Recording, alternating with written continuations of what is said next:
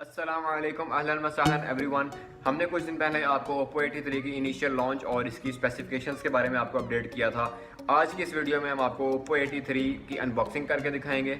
अगर मैं आपसे इसके फर्स्ट इंप्रेशन शेयर करता जाऊं तो Oppo A83 Oppo ने काफ़ी महंगी डिवाइस लॉन्च की है, क्योंकि जो Oppo A57 था काफ़ी बजट डिवाइस थी जो कि 22,900 रुपये में मिल रही थी, जबकि इसकी प्राइस 25,900 रुपये अनाउंस की है Oppo ने, जो कि मार्केट में आ चुका है। और इसके जो स्पेसिफिकेशन है वो Oppo 57 से काफ़ी कम है।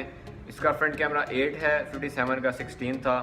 इसके अलावा अगर हम इसकी प्रोसेसर की बात करें तो मीडियाटेक दोबारा यूज़ किया Oppo ने, जबकि A57 में स्नैपड्रैगन यूज़ हुआ था।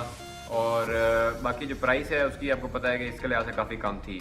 तो महंगी है डिवाइस की लुक और फील अच्छी थी, लेकिन थोड़े से पैसे ज़्यादा हैं इस चीज़ के। खैर जनाब, बाकी अब इस वीडियो में चल के देखें अनबॉक्सिंग, तो stay tuned with the Guru talks.